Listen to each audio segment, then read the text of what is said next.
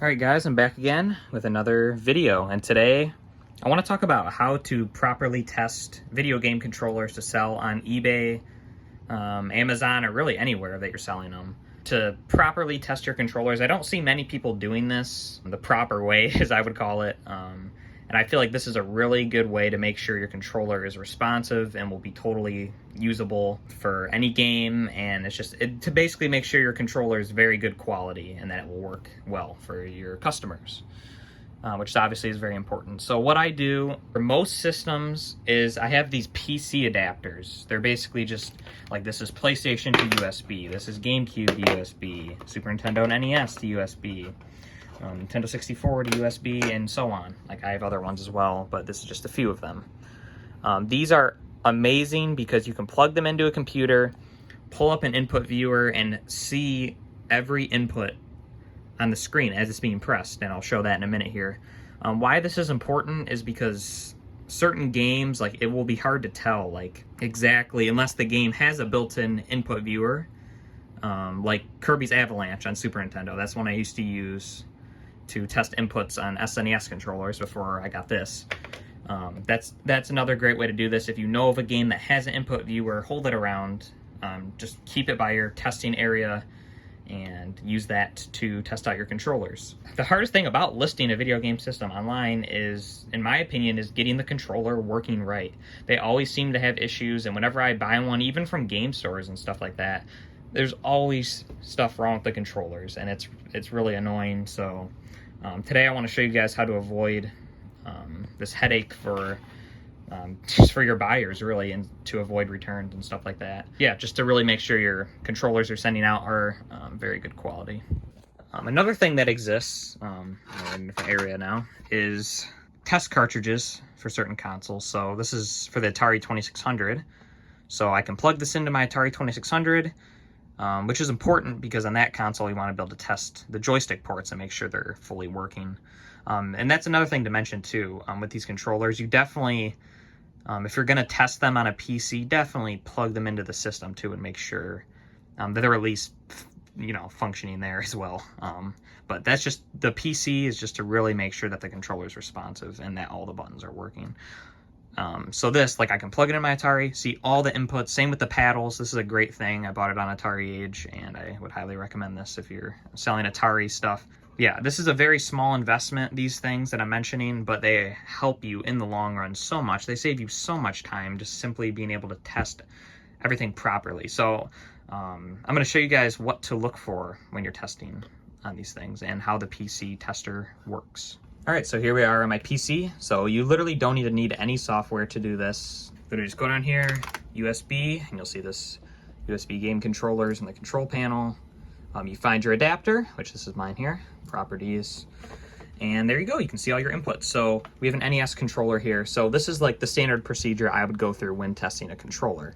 So you can see when I hit right, you see it down there. So really I just go right. So like I'll tap right, and it should appear without any force, like as you can see. This controller I opened and thoroughly cleaned on the insides. Tapping right, it's just boom, boom, boom, boom, boom, really responsive. So I always do tap, tap, and then hold each direction. So I just make sure, you can see, see all those directions, every single little press I do, it's working perfectly. You also want to do diagonals. So boom, boom, boom, boom, very responsive. Start and select. Every button, again, I just kind of do quick presses, and then I'll do like holding it down to simulate that. Because I've had a lot of controllers where like you can tap a button quickly and it won't work, but if you hold it down, it will. So that's like something you might not be able to notice just quickly testing in a game. So you can see here, this is very, very responsive. This is a good controller to sell. Absolutely no issues at all. It would be very good to use in game. Hope you guys can see like the little numbers lighting up there. But yeah, so like this is a simple controller, obviously. So that's like how I would go about testing that. But I do want to show you guys next a little bit about like analog sticks, because there is a little more to those. Okay, so here we have a GameCube controller. I have not tested this one at all. As you can see, the thumbstick's pretty torn up, but we're not concerned about that. We're just concerned about the functionality. So we have analog sticks. We got two of them here. And we have bumpers as well. So first thing you want to do, you don't even have to plug it in to do this. Just go all directions, make sure your stick is centering. Like, that's very nice. Yeah, it's centering very well. So, you know, if it's not doing that, then it's the stick box needs to be replaced just without even plugging it into anything. So here we go. You can see we're in here, and so basically I kind of do the same thing as the D-pad in a way. So I just go up, up, make sure it should go right to center, no jittering. So this analog stick's really good. And also you want to go in a circle, make sure we get full range of movement. GameCube controllers aren't going to go to the edges of this box, but some controllers will. You'll just kind of learn with experience. These just don't have as wide of movement as most controllers, especially on like diagonals, but that's completely normal. So yeah, you can see the stick center's good, zero drift. That is a very good analog stick. The C stick is going to be, really any other analog sticks is going to be in, yeah, this stick is actually bad, so that's good to show. So this is just going to show an axis. So Z-axis, so that would be your up and down. So when you press up, you can see it's going down like that. That's completely normal. If it was like, if it's like this, like if you see it moving, I'm talking about on the screen, if it's like moving all over like that and you're holding it still, then that's like the stick drift that you're noticing. And same thing with this. When you press it up, it should immediately shoot back to center. Otherwise, your stick is just drifting. So you can see Z, that's working good. And then other axis here, my other axis is not responding.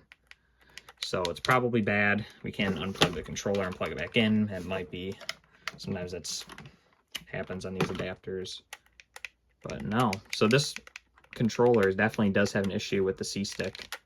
You can see I moved it left and right and nothing's happening. Up and down. So we can also test up and down are affecting. I'll get a working controller just so you guys can see what that will look like in a minute. But with these analog triggers, you can see my X rotation, see it getting pressed, and then with the end it should click, which is your number 5 button right there. So going, click.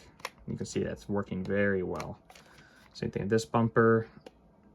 Boom. Yeah, it's working very well. So push down and then clicks.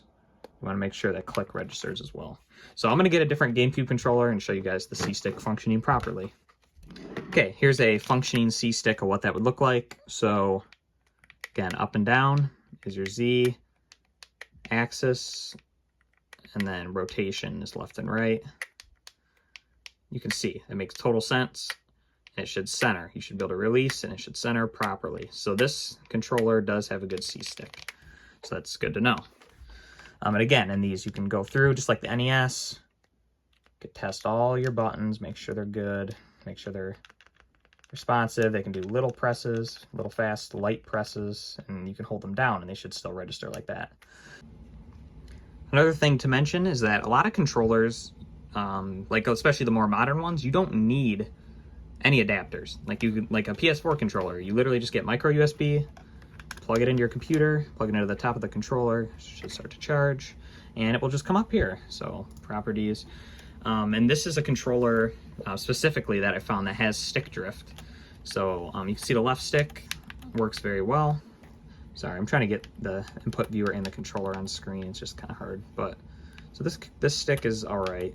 I would say it's definitely usable. But you can see the right stick, you can see it's jumping all over. Like, see, I have it centered and it's thinking that it's being pushed, it's thinking it's being pushed to the left. So like this one would be drifting to the left.